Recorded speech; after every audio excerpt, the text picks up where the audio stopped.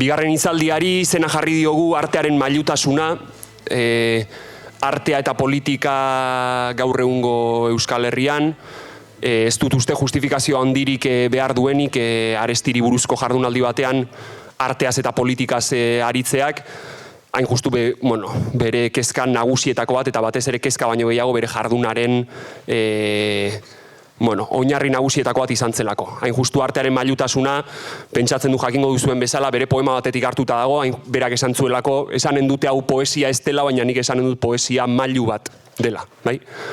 Mailuaren irudia, de hecho, ikusten dugu tradizio komunistako hainbat poetarengan, eta oroar hain justu horra garamatza. Artea nola izan daitekeen tresna politiko. Ez bakarrik tresna bat gizartea mundua kolpatzeko balio duena, eta ondorioz tresna politiko. Orduan Katalin eta biok arituko gara, espero dugu gaur egungo gai bat baino gehiago ikutzea, eta ondorioz ez izatea bakarrik artea interesatzen zaien jendearentzat edo artista jendearentzat bakarrik, baizik eta artearen auzia modu orokorrago batean lantzea lortzea espero dugu. Hasteko, artearen eta politikaren arteko harremanean, batez ere ikuspegi komunista batetik edo ezkerreko ikuspuntu batetik, beti bi auzi ageri zaizkigu. Alde batetik dago artearen funtzio iraultzailea, zer da, nola pentsatu ezakegu artearen funtzio, benetako funtzio iraultzaile bat, eta beste alde batetik nola pentsatu dezakegu, nola lortu dezakegu artearen garapen aske bat, artearen askapen bat kapitalismotik. Bi auzi horiek ateratzen dira debate guztietan etengabe. Azken aldian dena dela, azken aldi luze batean, badirudi ikuspuntu marxista batetik, artearen eta politikaren arteko harremana auzi estetikoei bakarri lotu zaiela. Alegia, formari eta edukiari buruzko auzi huts bezala planteatu izan dela, eta hain justu, hau guztia gertatu da, marxismo okzidentala edo deitu zaion paradigma akademiko horretan, zeinetan marxismoa pixka bat gerra osteko edo 20. mendearen bigarren erdialde horretan, pentsamendu marxista deslotu izan den estrategia politiko-sozialistatik eta ondorioz praktika politikotik, beti pentsatu izan dira botere hartzeari buruzko debate hori galdu denetik, artearen inguruko debatea modu oso deslotuan egin izan da esparru bere gain bezala ez. Orduan guk hasieratik uste dugu debatea birkokatu egin behar dela. Eta arteari buruzko debatea berriz ere bihurtu behar dugula marxismoak eta sozialismoak oro har daukan gizarte ereduari buruzko eztabaidaren adar bat bezala. Arteari buruzko eztabaida bihurtu behar dela gizarte ereduari buruzko eztabaida. Hau da, guk uste dugu berriz ere nolabait praktika politikoaren ikuspuntutik marxismoa pentsatzen hasi garen ontzat behintzat, artearen auzia beste auzi guztiak bezala ere bihurtu behar direla iraultzaren auzi. Orduan bi zentzutan nahiko nuke hasteko eta behin debate hori birkokatu. Lehenik eta behin kultur borrokaren zentzu bat edo nahiko nuke adierazi hemen. Kultur borrokaz, pixka bat mugimendu sozialistakoak bazarete edo mugimendu sozialista jarraitzen baduzue, entzungo zenuten behin baino gehiagotan, ikaragarrizko matraka ematen dugula, ez alperrik, hain justu guk uste dugulako, fase honetarako kontzeptu politiko funtsezkoa dela, kultur borroka ez. Baina kultur borroka askotan esan dugun bezala ez du ulertzen artearen bidezko borroka politikotzat. Ez du ulertzen ez da ere, batez ere kontzepzio reformistekin eta barre kontrajarrita, ez du ulertzen kultur borroka edo borroka ideologikoa ere denik bakarrik prentsaren eta entretenimendu da kultur industria handien auzia bakarrik. Ezkerre reformistak, orain adibidez, esan dezagun Podemos horrekin, hasieratik egon da horrekin buruz sartuta, baina azken aldian bereziki hortik dauka bere planteamendua, baina ezkerre reformistak orokorrean kultur borrokaren edo kulturaren kontzepzioat badauka, uste duena hedabide handiek daukatela ardura nagusia gizartearen patroi kulturalak eta ideologikoak determinatzeko orduan. Horko esku hartzeak determinatuko lukeela gure ideologia edo hori kontzepzio horretatik abiatuta, ez? Hein handi batean egia da, ezin daukatu. Ezin daukatu hedabide handiek, sare sozial erraldoiek, zer esanik ez gaur egun, eragin ikaragarria daukatela jendearengan, baina, esan dezagun eragina ezker erreformistari edo politika parlamentarioari bereziki interesatzaion zentzu batean daukatela bereziki. Hedabideak gaur egun oso modu efektiboan kapaz dira erreferenteak sortzeko oso azkar, aldaketa azkarrak sortzeko, eragin elektorala izateko, alegia botoaren gaineko eragin ikaragarria edukitzeko modu azkar batean, erreferenteak sortuta, aldaketa txikiak sortuta, baina guk ulertzen dugu aldaketa eta berrikuntza horiek beti ematen direla oinarri komun baten gainean, oinarri kultural komun baten gainean. Eta oinarrizko patroi kultural horiek orokorrean ukigabe uzten direla. Alegia, aldaketa horiek oinarrizko patroi horren gainean ematen direla. Guk aldiz, kultur borroka hitz egiten dugunean, hain justu oinarrizko patroi kultural kapitalista horien kontrako borrokaz ari gara. Jendearen pentsamendua eta bizimoduen aldaketarako, aldaketa progresiborako taktika batez. Burgesiari hegemonia borrokatzeaz eta erausteaz. Eta beraz, une taktiko gisa ulertzen dugu, une taktiko transversal gisa, ez arteari bakarri dagokiona edo kultur esparruari bakarri dagokiona, baizik eta mugimendu osoari, taktika osoari, eta ondorioz, antolakunde eta talde guztiei dagokiena, eta hainbat bitarteko behar dituena. Orduan, guk uste dugu lehenengo birkokatze horretan, artearen eta politikaren arteko auzia kokatzen dugunean, uste dugu artearen funtzio iraultzailea, artearen funtzio politikoaren auzia hain justu pentsatu behar dugula arteak kultur borroka general horretan daukan lekuari buruz pentsatuta. Kultur borroka orokorrarekin batera ulertuta. Bigarren birkokatzea ere lehen aipatu dugun bidetik egin beharko genuke. Alegia, lehen esan bezala, artearen eta politikaren arteko harremana ez dela auzi estetikoa soilik. Gizarte ereduari buruzko auzia baizik. Orduan, lehen esan bezala, marxismo okzidentala, marxismo akademizista, akademikoa, buruz sartu izan da, praktika politiko marxistatik urrundu den momentu batean, buruz sartu izan da adibidez auzi estetikoen inguruan. 20. mendearen bigarren erdialdean topatuko ditugu hainbat eta hainbat produkzio teoriko auzi estetikoen inguruan, auzi kulturalen inguruan, baina lehen esan bezala auzi bere gain bezala ulertuta edo politikatik askatutako auzi bezala ulertuta. Ohikoak izan dira oso arteari buruzko eztabaidak marxismo akademikoan. Horretan, esan bezala, debatea formaren eta edukiaren arteko harremanera mugatu izan da, orokorrean. Ekarpenak oso interesgarriak ez ezik, oso importanteak dira eta kontuan hartu beharrekoak dira, baina kontuan hartu behar dugu bazter uzten dituela oinarrizko auzi batzuk. Auzi estetiko gisa bakarrik lantzen badugu, bazter uzten dituela oinarrizko auzi batzuk. Adibidez, arteak gizartean duen lekua, artearen ekoizpenda distribuzio eredua, jabetzaren auzia eta gizartearen sarbidea artearen osotasunera eta bar.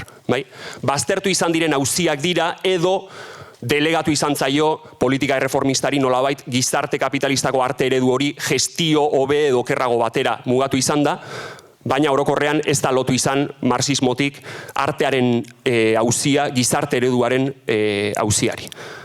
Horregatik, artearen eta politikaren arteko debateak ezin die soilik erreparatu auzi estetikoei, erreparatu behar die, baina derrigorrez heldu behar dio pentsatzeari arteak ze leku eduki behar duen gizartean, eta hain justu leku hori nola antolatzen den, artean nola antolatzen den gizarte eredu sozialista batean. Orduan heldu behar die baita auzi logistikoei, auzi ekonomikoei heldu behar die, azpiegiturazko auziei eta oro har auzi sozial bezala ere kokatu behar du. Bueno, kokatze hori eginda, kokapen hori eginda, gaur justu ikuspuntu horretatik pixka bat landu nahiko genuke, nahiz eta landuko ditugun baita ere formaren eta edukiaren arteko debate moduko batzuk, edo auzi estetikoa izan daitezken auzi estetikoak izan daitezken beste kontu batzuk ere, pixka bat ikuspuntu orokor horretatik landu nahiko genuke, gaur egun arteak ze leku daukan gizartean, eta horri nola aurre egin dakioken, eta hain justu ze leku eduki behar duen kultur borrokaren lekuan.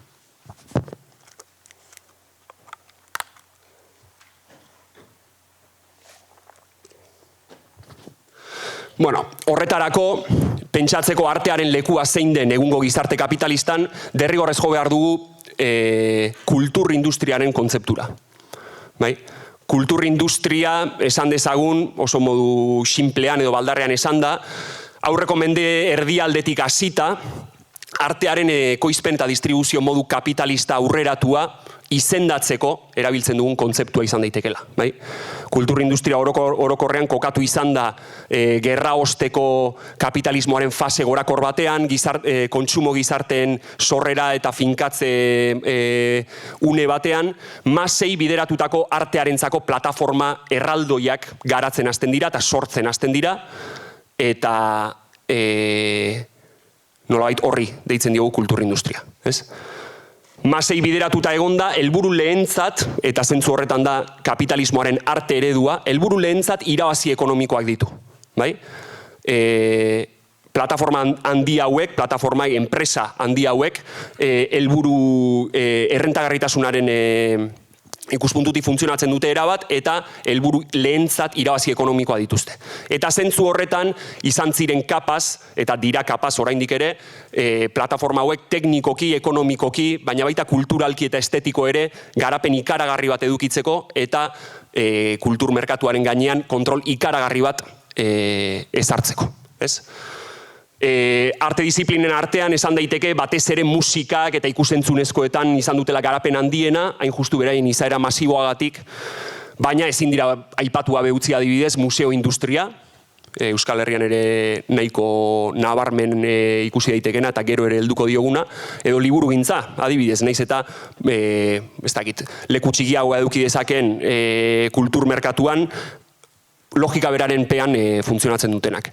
Eta era berean, ulertu behar da, beste disiplina guztietan ere, finkatzen duela edo ezartzen duela dinamika orokor bat, zeinaren, dinamika orokor baten azpian ulertarazten dituela beste disiplina guztietako produkzioa eta distribuzioa ere. Orduan, kultur industria ez da bakarrik garapen ekonomiko eta plataforma handien garapen ekonomiko hori bakarrik, baizik eta dinamika oso bat eragiten diona arteari orokorrean. Eta gaur egun begiratzen badugu mundu mailako eredu hau nola dagoen, kultur industriaren garapenak arte, entretenimendu eta abarren ekoizpenaren eta distribuzioaren zentralizazio ikaragarri handia dauka orain. Hori da gauden unea. Dago, artearen ekoizpen eta distribuzioaren zentralizazio ikaragarri bat. Eta ondorioz, botere hartze ikaragarri bat zentralizazio horren ondorio dena. Ikusi daiteke adibidez, sare sozialen eta streaming plataformen unea nola ulertzen dugun, alegia streaming plataforma erraldoien sare sozial ikaragarri handien unea da hau. Lehen aipatu bezala adibidez, aipatu izan da liburugintzaren zatirik handienetakoa, munduko liburugintzaren zatirik handienetakoa 5 enpresa handiren esku dagoela.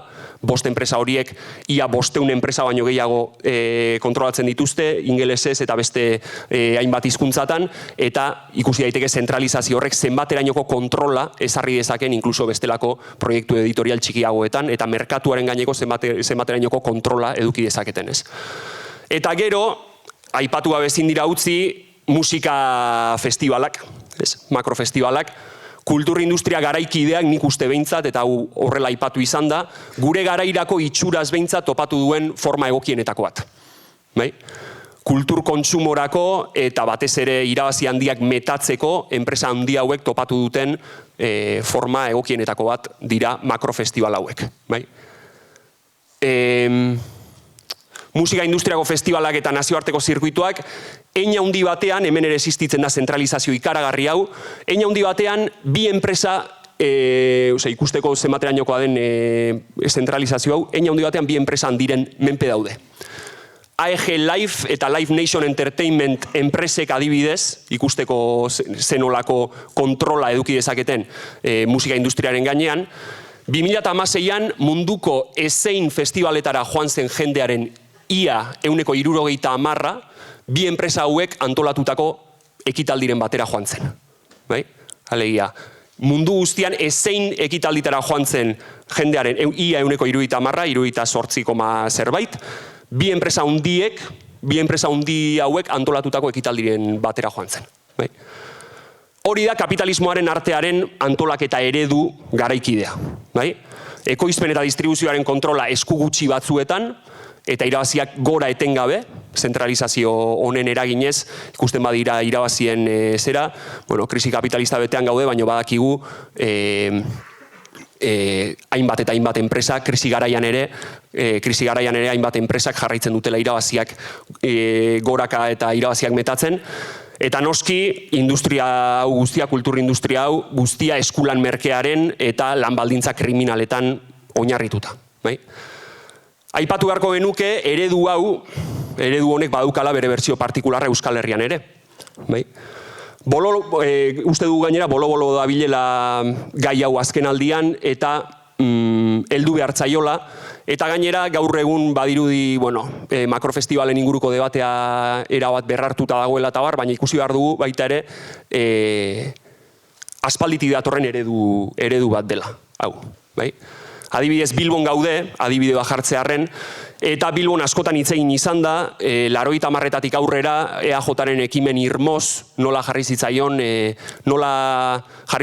alfombra gorria kultur industria handiaren garapen fase bati. Oso lotuta turismoaren industriari, entretenimenduaren industriari, eta bar. Guggenheim eraiki zen, adibidez, eta kultur industriaren garapen horretaz hitz egiteko hitz egin izan da Guggenheim efektuaz. Bilbon eduki zuen efektua, eta nahiz eta Bilbon az zitekeen hori, Euskal Herri guztiarentzat, desde luego, Euskal kapitalismoak daukan eredua horixe da. Kultur industriaren garapen ikaragarri hori, eta instituzioen arteko harreman aditsu hori. Guggenheim efektuaz hitz egiten denean orduan da Bilboren postal hiri moduko hori sortzea, hortik Guggenheimaren ondoren etorreko ziren adibidez arkitektu famatuen eraikinak, turismo industria sendotzea, eta ikusi besterik ez dago dinamika horrek aurrera jarraitzen duela.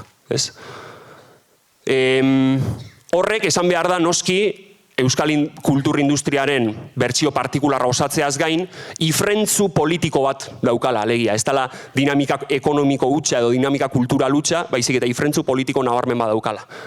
Postal hiriak badauka bere rebertsoa nahi baldin bada, bere infrentzua, eta esan behar da Guggenheima sortu zen unean, zeintzen Bilboren egoera. Desindustrializazio betean, langile mugimendua oso aktibo zegoen, mugimendu sozialak oso politizatuta zeuden, inkluso borroka armatua ere oraindik martxan zegoen, musika politikoak markatutako kulturgiro bat zegoen, eta hori guztian neutralizatzeko dinamika bat ere bada Guggenheim efektua. Esan bezala, efektu hori oraindik martxan dago, eta ikusi besterik ez dago, duela pare bat aste, Etxarribi gaztetxearen desalojoa ere hortik ulertu beharko genukela. Gaztetxeak ez daukate lekurik kultur eredu horretan, de hecho ez zaizkio inori interesatzen, eta esan dezagun postal hiri hori defendatzeko, foan bala batek mutilatutako pertsona bat, izan daitekela ordaindu daiteken ordainsaririk txikienetako bat, postal hiri hori defendatzeko. Gaztetxeek beraz kultur eredu general horretan, euskal kapitalismoaren kultur eredu horretan ez daukate inolako lekurik gaur egun, ulertzen dira obsoleto gelditutako espazio batzuk direla, eta Bilbon EAJ izan zen bezala, ikusten dugu beste alderdi batzuek ere desalojatzen dituztela, eta adibidez Burlatan EH Bildu izan zen adibidez, inolako alternatibari gabe desalojatzen saiatu zena Burlatako gaztetxea. Orduan, kultur eredua horixe da. Enpresa handien kontrolpeko eredua, instituzio publikoek, modu dinamika kasi gainera privatizatzaile batekin, alfombra gorria jarrita, hobeto edo okerrago gestionatuta. Eta kasu honetan baita ere bolo-bolo dabilen unean euskal kulturindustriaren bertsio partikular honetan badago izen bat, azken aldian asko aipatu izan dena, Lastur enpresa izan daitekena. Aipatu berri dugun eredu hori nik uste dut argien gorpuztu dezakeen enpresa edo agentea dela Lastur enpresa.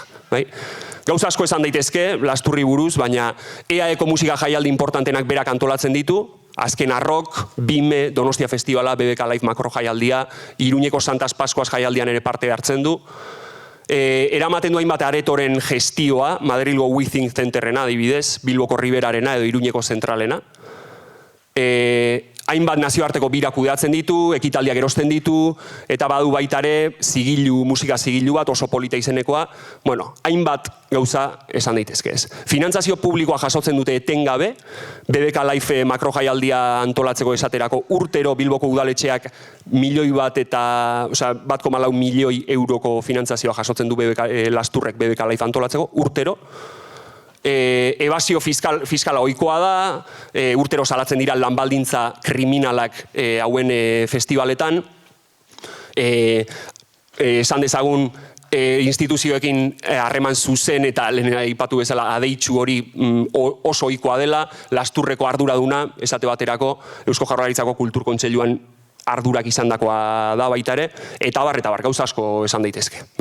Orduan, puntu honekin bukatzeko, eman nahi izan ditut datu hauek guztiak eta deskribapen hau egin nahi izan dut, erakustegoain justu hause dela gauden unea, eta hau dela larritasun egoera, eta ondorioz, honi begiratu gabe ezin dela arteari eta politikari buruz hitz egin.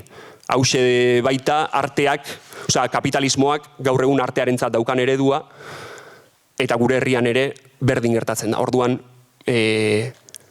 deskribapen honekin behintzat erakutsi nahiko nuke beste era batera ere pentsatu beharko genukela artearen eta politikaren arteko harremana. Azteko eskerrik asko gonbidatzarren, plazer bada hemen egotea, eta gauz honetaz hitz egiten.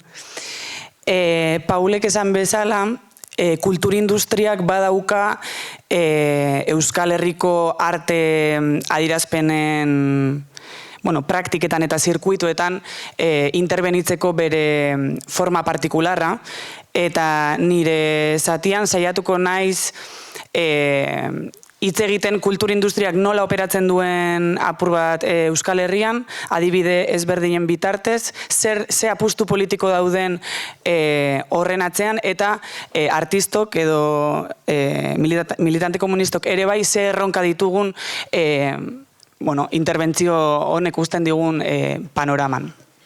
Eta jarraitzeko edo apur bat Paulek hasi duen aritik tiraka hasteko, jaialdi ereduak bizitzen ari diren aldaketa prozesua, despolitizaziorako eta merkantilizazio basatirako bizitzen ari diren prozesua bai bada adibide oso on bat kulturindustriaren interbentzioa nolakoa izaten ari den ikusteko. Eta mundu mailara begirada jartzearren, ikusi izan da hamarkada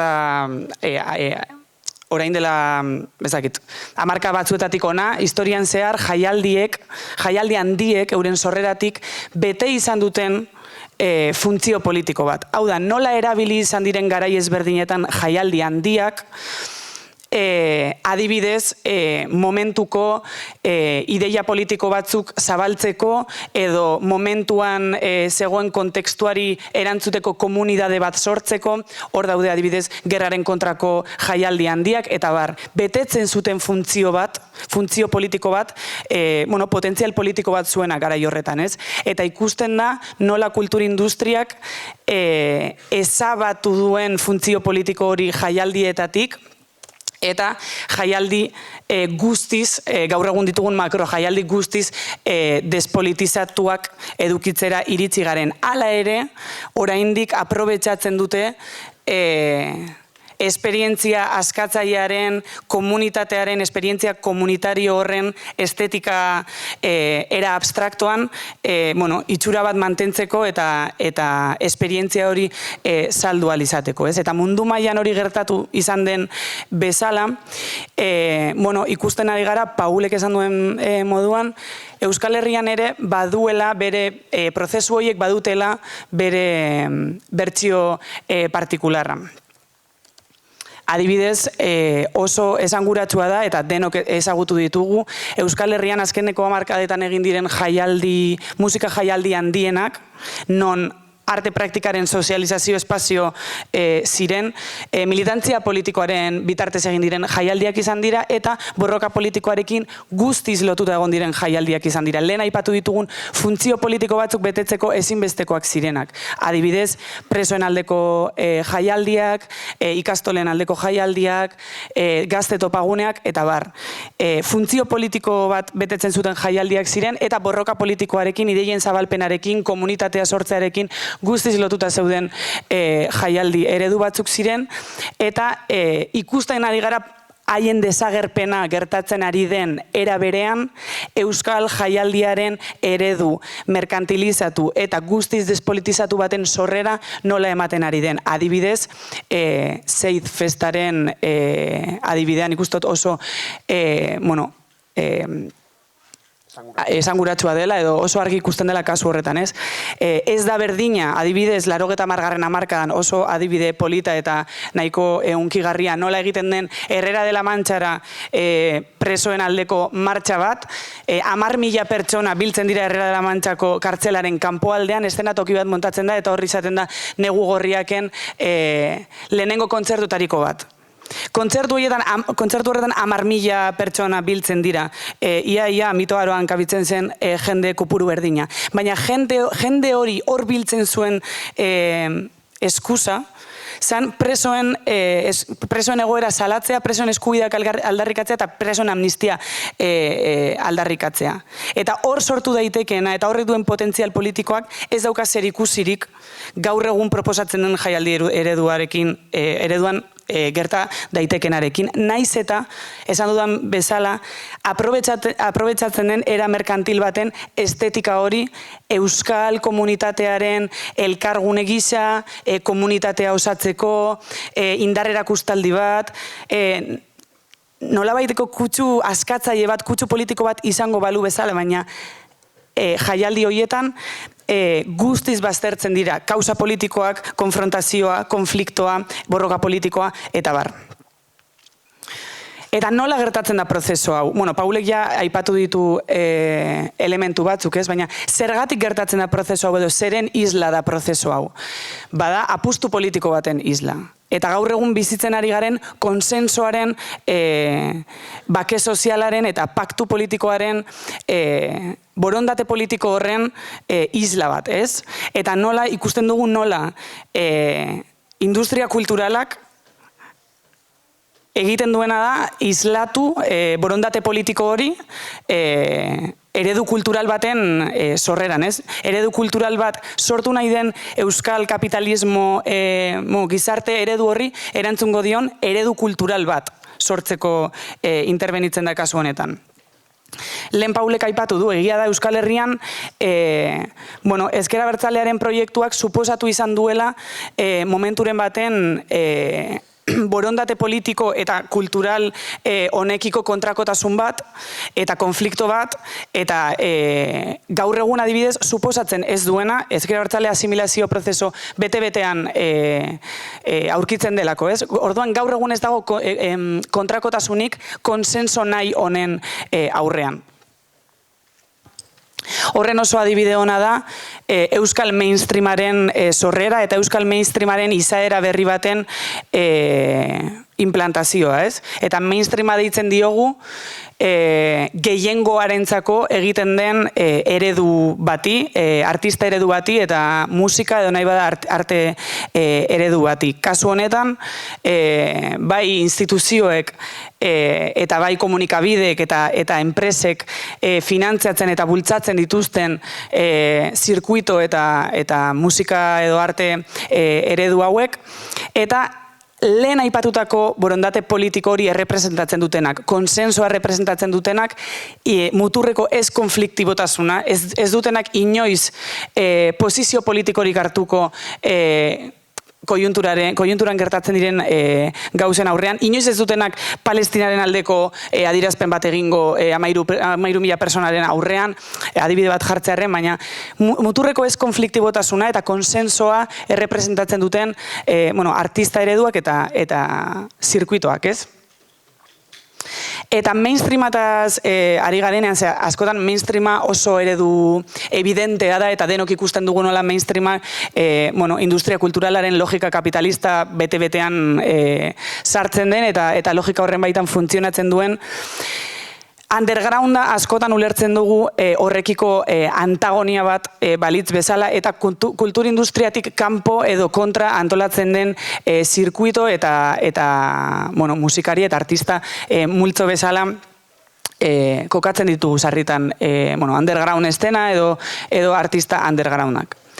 Izan ere, egia da existitzen direla Euskal Herrian, bai arte adierazpenak eta bai zirkuitoak, kontzertuak, artea sozializatzeko esparru ezberdinak, eta batez ere artistetan zentratuko naiz, edo artisten proposamenetan zentratuko naiz, estilo edo forma aldetik kritikoak izan daitezkenak, elementu apurtzaileak proposatu aldituztenak, elementu subertsiboak dituztenak, eta horrek esan nahi du, beraz, potentzial politiko bat badutenak bere gain, baina kulturindustriak asumitu ditzazkenak inongo arazorik gabe. Zergatik, underground estena eta talde undergroundak, eta da oso orokortzaile bat, baina nik uste danok iten dugula idea bat zertaz hitz egiten ari naizen, oso asumigarria da kulturindustriarentzako, funtzio bat betetzen duelako harentzako. Lehenengo eta behin, bere eskaintzaren abaniko hori zabaltzea, eta Paulek lehen aipatu du, Lastur moduko enpresa batek gaur egun edozein motatako eskaintza egin dezake. Makrojaialdi bat antolatu dezake, baina kafe antzokian undergroundzan jotzen ditugun taldeen kontzertuak ere antolatzen ditu. Osea, gaur egun kulturindustriaren tentakuloak heltzen dira abaniko oso handi bat eskaintzera eta denetariko eskaintza bat izatera. Eta bigarrena da, nola honen bitartez ere aurpegi zuriketa bat egiten den, bai enpresa eta bai kulturindustrian operatzen duten agente ezberdinena, ez? Eta zer gertatzen da hain zuzen elementu subertsiboak dituzten eta kritikoak eta potentzialki politikoki, ez dakit, inkluso iraultzaileak izan daitezkeen talde hauek eraren baten kulturindustriak asimilatzen dituenean, izan dezaketen potentzial politikoa anulatzen dela, neutralizatzen dela. Eta ez hori bakarrik, ez obrari dagokionez bakarrik anulatzen delaren potentzialitate politikoa, baizik eta obra horren sozializazioaren bitartez sortu daiteken komunidadea, sortu dezaken konfliktoa, sortu dezaken gogoa jendearengan ere anulatzen dela. Hau da, ez da berdina, horrelako talde baten kontzertua entzutea banku batek antolatu duen jaialdi baten, edo etxebizitza sindikatuak antolatu duen jaialdi baten. Bertan dagoen jendea batzen duena momentu horretan, eta bere kantek hartu dezaketen zentzu politikoa eta sortu dezakena, beraz, oso bestelakoa da. Eta gero, Paulek aipatu duena ere komentatzearren, ez gara betiari auzi estetiko batez arte politikoaz ari garenean. Kasu honetan, itxuraz edo formaz, egon daitezkelako proposamenak hori subertsiboak edo kritikoak edo kontrakulturalak. Kasu honetan, determinantea dena da, zeren baitan antolatzen den praktika hori, eta horrek izan dezaken edo potentzial politikoan edo potentzial politiko horren neutralizazioan, ez? Gaur egun oso polita bezalako sello diskografiko batek asumitu dezake sinatzea taldeekin bere ideologiarekiko oso bestelakoak direnak, inkluso haiekiko kritikoak direnak ere, asumitu dezake berarentzako jotzen duten bitartean, eta zirkuito hori haiek kontrolatzen duten bitartean asumitu dezake. Ez da debate estetiko bat, ez da formari dagokion debate bat. Baizik eta nola antolatzen den, kasu honetan, nola antolatzen den arte praktika.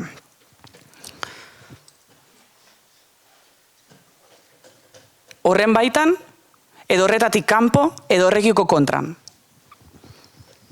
Orduan, aipatu dudan bezala, artistok eta baita militanteok ere, erronka baten aurrean aurkitzen gara momentu honetan. Nola lortu dezakegu politizatzea, eta nola lortu dezakegu industria kulturalarekiko kontrakotasunean antolatzea, dauden arte adierazpen kritiko, subbertsibo eta potentzialki iraultzaile horiek. Ematen ari diren praktika horiek eta zirkuitoak nola lortu dezakegu haien potentzial politikoa esplotatzea zentzu iraultzaile baten. Eta horrek eramaten gaitu hausnartzera edo mahai gainean jartzera pentsatu beharko genukela zein izan beharko litzateken arte praktikaren eta antolakuntza politikoaren arteko harremana. Nola antolatu daitekeen artea industria kulturaletik kanpo edo behintzat industria kulturalarekiko kontrakotasunean. Eta artearekiko debate formalak ere, edo edukiaren eta formaren arteko debateak ere asumituz, bi artistok momentu honetan, artistok eta artistaren eta antolakuntza politikoaren arteko harreman horretaz pentsatzen ari garela, bi debate zabaltzen zaizkigu. Alde batetik, artistaren autonomiaren eta artearen autonomiaren inguruko debatea, debate historiko bat izan dena artearen esparruan, hau da, ideia politiko batzuekiko loturan, edo nahi bada borondate politiko, borondate kolektibo, proiektu kolektibo batekiko loturan sortzea mugatzailea da artearentzako. Mugatzen du arte praktika. Arte praktika askatzailea izateko ez da egon behar inondik inora helburu politiko batzuekin lotuta. Hori da debate bat egon dana beti historian artearen esparruan. Eta gaur egun, ausartuko nintzateke esaten, guztiz absurdoa den debate bat dela, aipatu dugun bezala, gaur egun kulturindustriaren interbentzio ideologiko, politiko eta ekonomikorako gaitasuna erabatekoa da, iaia erabatekoa da, eta arte praktika oro eta arte praktika ematen den zirkuito oro kontrolatzen ditu kulturindustriak, dena dago interbenituta instituzioetatik, bankuetatik, enpresetatik, nola pentsatu dezakegu, askatzaileagoa izan daitekeela, proiektu iraultzaile batekin loturan baino, hortik kanpo sortzea. Hortik kanpo antolatzea, hortik kanpo funtzionatzea arte praktikak, ez? Eta ausartuko nintzateke ere, esaten, de hecho, arte praktika azke bat, edo arte praktika askatzaile bat egiteko era bakarra dela gaur egun, proiektu askatzaile batekin loturan sortzea. Eta proiektu askatzaile batekiko loturan eta errealitatearekiko posizio politiko bat hartuta bakarrik egin daitekela potentzialki askatzailea den arte bat eta potentzialki askatzailea den arte praktika bat. Eta beste debate bat, debate historikoa izan dena eta era berean ausartuko nintzateke esaten ere dikotomia faltsu baten erortzen dena, da ea artea garaiaren isla izan behar den edo panfleto bat izan behar den edo agitaziorako tresna izan behar den. Eta hori gaur egun musikarien artean eta artisten artean ematen den debate bat bada, aurrekoarekin lotura ere baduena. Hau da, gure arte praktika gizartearen isla izan behar da, bizi dugunaren isla izan behar da, edo lotu behar dugu helburu politiko batzuekin eta agitaziorako tresna bezala erabili. Hor, ulerkera oso negatibo egin nahi izan da panfletoarena. Historikoki panfletoa jada hitza kutsu negatibo batetik ulertzen dugu. Zerbait bastoa, de hecho, balio artistikorik ez duena, ez? Panfleto txarrak egin dira, baina panfleto baten edo agitaziorako tresna den artelan baten potentzialitatea ere badago isla izatean, eta garaiarekin konektatzean, eta apelatu nahi duzun generazio horren isla izatean badago erronka, eta bestalde batetik badago garai horrekiko posizio politiko batetik ekitearen kontua. Eta horrek egiten du panfleto batek panfleto, eta agitaziorako tresna kasu honetan. Eta hor dago artearen potentzialitatea. Kasu honetan debate formalari dagokionez. Beraz, artista orok pentsatu beharko luke, zertarako egiten duena. Ze helburu duen bere arte praktikak influentziarako gaitasunik badu, edo inporta bazaio bere arte praktikak ze eragin izango duen bere kontekstuan eta bere garaian, pentsatu beharko luke zertarako egiten duena. Eta interbentzio honekin amaitzeko, zertarako galdera horrekin lotuta Gabriel Arestiren zita bat aipatu nahiko nuke. Berak esaten zuen, niretzat poeta da ideien asmatzailea, edo hobeki esanik sentimenduen asmatzailea. Nondik eta norako mandatua. Zer eta zergatik. Eta batez ere, beste gainerako gauza guztien gainetik, zertarako. Zertarako senti eta zertarako pentsa. Zertarako maita eta zertarako iguin. Mandatua eta mandatua, poematika. Gure mandatua zein da artiston mandatua. Pentsatu beharko genuke eta horrekiko posizio bat hartu. Azken finean, lehen esan dakoa, zertarako horrek lotzen gaitu artearen mailutasuna ditu dugun horrekin, alegia artea tresna politiko gisa pentsatzearekin, bai. Ni bukatu nahiko nuke esaten artea mailu bat izan daitekela, edo hala uste dugu laguk, baina ingude bat ere behar dugula mailuarentzat, bai? Alegia, artea bere horretan bakarrik ezin dela ulertu, baizik eta non kolpatu pentsatu behar dela, eta nola osatu kolpatzeko leku hori guztia, kultura hori guztia. Horretarako gogorarazi nahiko nituzke, hasieran aipatutako auzi oinarrizkoak, esan bezala, bi auzi zeharkatu dituztenak artearen eta politikaren inguruko debate marxistak edo ezkerreko debateak. Alde batetik, artearen garapen askea eta osoaren auzia, eta beste alde batetik, artearen funtzio iraultzailea Katalin hitz egiten ibili den auzi hori hain justu. Alegia, arteak politika iraultzailearekin arteak eduki beharko luken lotura edo lotura eza. Lehenengoarekin adostasuna egon hori da orokorrean. Alegia, ezkerreko ikuspuntu, de hecho, intelektual batetik, evidentea da, artearen subordinazioaren auzia, kapitalismoaren auzia dela. Alegia, ekoizpen kapitalistaren logikak mugatzen duela mugatzekotan artearen garapen askea. Horrekin adostasuna egon daiteke, orokorrean, ezkerreko ikuspegi batetik. Desadostasuna edo problemak beti, Katalinek ere esan duen bezala, sortzen dira artearen funtzio iraultzailearekin edo arteak estrategia iraultzaile batekin eduki behar duen loturaz hitz egitean. Guk dioguna da, bi auzi horiek modu dialektikoan daudela lotuta eta bi auzi horiek sintetizatu egin beharko genituzkela guk. Zer esan nahi dut horrekin? Artearen garapen askearen auzia, kapitalismoaren gaindipenaren auzia baldin bada, ulertzen dugu kapitalismoa gainditzeko borroka sozialistak behar dituela beak eskura dauzkan bitarteko guztiak eta bitartekorik onenak. Eta historian zehar beste hainbat bezala, konbentzituta gaude artea bitarteko horietako bat izan daitekela. Orduan, kapitalismoaren gaindipena nahi baldin badugu, gure bitarteko guztiak eta onenak jarri behar ditugu martxan, eta horietako bat artea da inongo dudari gabe.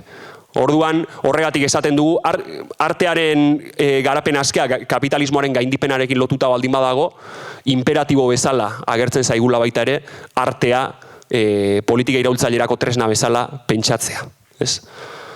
eta hortik abiatuta bi erronka edo botaneko nituzke. Lehenbizikoa, aipatu dugun guztiarekin lotuta, iruditzen zaigu eztabaida politizatzeko behar larria dagoela. Artearen inguruko eztabaida pilpilean dago, arte ereduaren inguruko eztabaida pilpilean dago, baina uste dugu politizatu egin behar dela. Bai? Lehen ikusi dugu egungo egoera zein den, enpresa handien kontrol erabatekoa, instituzioen subordinazioa, errentagarritasunean erabat oinarritutako arte eredu bat. Eta horren aurrean uste dugu ez dela nahikoa arte eta kultur munduan askotan ohikoak diren txikitik eragitea bezalako ideiak, gurea egitea edo kanpo egotea, horren guztitik kanpo egoteak, lehen Kataliniek aipatu den bezala, horrelako jarrerak, desde luego ez direla nahikoa. Bai? Ez dugu esaten ez direnek zuzenak edo egokiak, baizik eta ez direla nahikoa. Bai?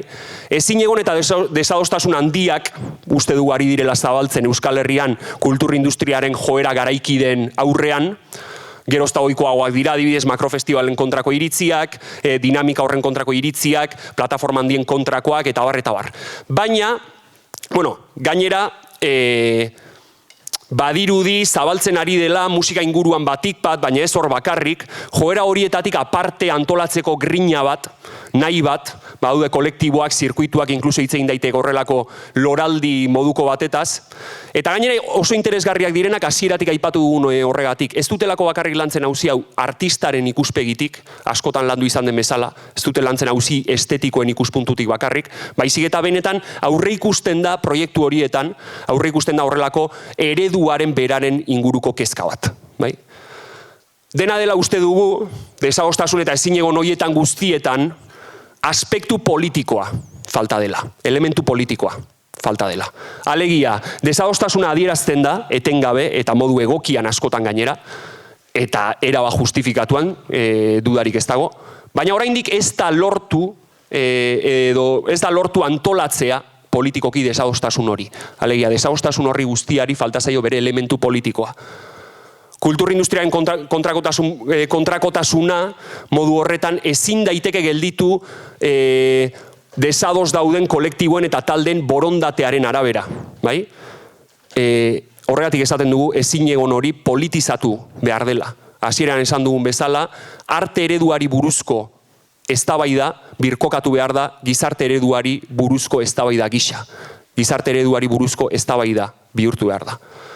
Hor guk esaten dugu sozialismoak gizarte eredu alternatibo oso baterako proiektu politiko gisa, beti eduki izan duela artearentzako eredu bat ere. Bai? Arte antolatzeko eredu bat. Eredu kapitalistari erabat kontra jartzen zaiona. Bai? Eredu hori izan daiteke ekoitzitako arte osoaren desjabetzea eta sozializazioa, masen arterako sarbide doakoa eta unibertsala, kalitatezko azpiegitura eta baliabideekin sozializatua. Izan daiteke lan artistikoaren emantzipazioa, lanaren emantzipazio orokorrarekin eskutik ulertuta. Izan daiteke kalitatezko eta doako aisialdi eredua, kapitalismoak eskaintzen duen eredu alienatzaileari erabat kontrajarrita. Eta horren guztiaren eskutik, artearen lekua eraldatzea gizartean. Bai? Gradualki, baina radikalki. Arteak gizarteari estuki lotuta ulertzea, bizitza hobe eta ederrago baten eraikuntzarako tresna izan dadin artea. Hori izan nahi du, orokorrean, sozialismoaren arte ereduan, gizartean arteak daukan lekua aldatzeak, eraldatzeak. Bai?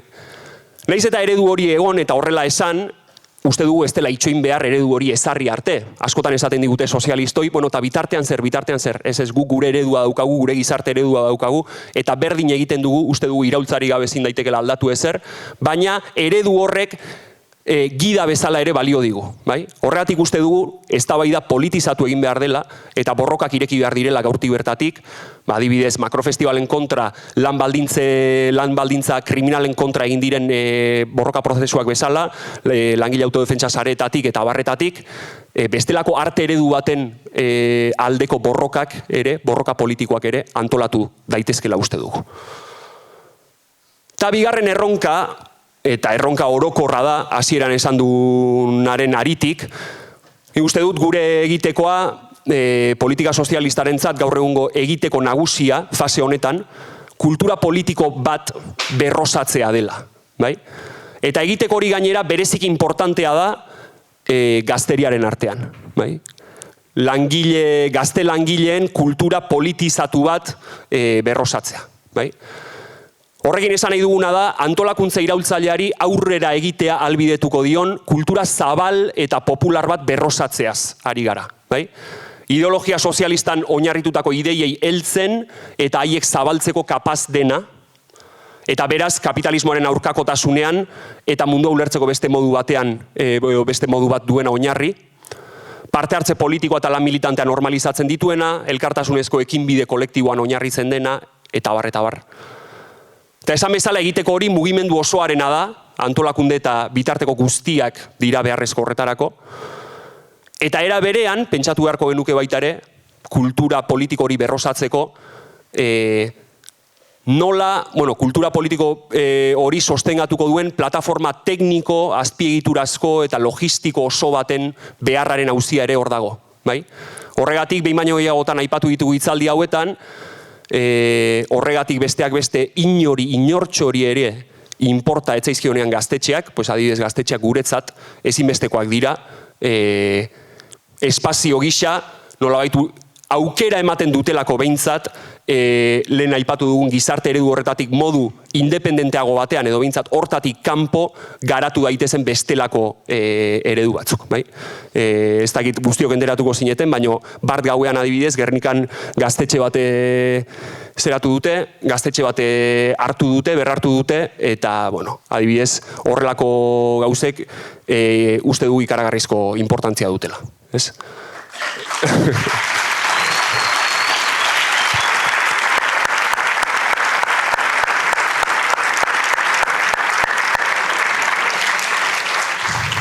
Eta hain justu artera bueltatuta, hasieran esan bezala, azkenean horrelako zirkulu bat eginez, uste dugu artea tresna eraginkorra izan daitekela kultura politiko horretan. Eta hori da hain justu pentsatu behar duguna. Ze paper bete dezake arteak langile kultura politizatu eta popular horren berrosaketan. Ze paper bete dezake arteak. Bai? Horretarako esaterako, ekida arte ekimen sozialista horretarako dago. Bai? Artista kolektiboaren hipotesi horri jarraituta, artista iraultzaileentzako eskola permanente bat izateaz gain, sortu nahi du etengabe kultura sozialista hori elikatu dezaketen arte ekoizpen bat, eta horrek guztiarentzako plataforma izateko borondatea dauka, ez? Baina hortik arago ere, beharrezkoak izango dira musika eredu hegemonikoari kontrajarriko zaizkien musika zirkuituak eta kolektiboak, bertso eskolak eta bertso zirkuituak, irakurle taldeak, zineforumak eta abar, eta abar, eta abar. Bai? Artisten eta zalen parte hartzea sustatzeaz gain, sortu ditzaketelako desadostasunezko afektuak, iraultzagrinazko pasioak sustatu eta auspotu ditzazkelako. Bai? Baina horre guztiarekin, espazio horiek guztiak daukaten potentzialitatea berriz ere pentsatu behar dugu, Kataliniek esan zuen bezala, Aresti parafraseatuz, zertarako. Bai? Esaten ari gara, hau guztia mailu bat izan daitekela, baina tresna oro bezala, badakigu, egin dezakeena eusten dion eskuaren araberakoa dela. Bai? Eta beraz, onartuta hau eduki dezaketen potentzialitatea, pentsatu behar dugu haien izaeraz, espazioen guztiaren izaeraz, espazio artistiko eta abarren izaeraz eta norabideaz pentsatu behar dugu. Bai? Artea benetan tresna efektibo bat izan dadin, aipatu bezala, kultura politiko horren berrosaketan, zeinak gizarte eredu berri baten aldeko borrokaren hasi izan daiteken, eta horren barruan sartuko duen nola ez, aipatu bezala gizarte eredu horri dagokion, arte eredu berri eta inongo dudari gabe askoz ere hobe bat. Eta horrekin bukatzen dugu, eskerrik asko.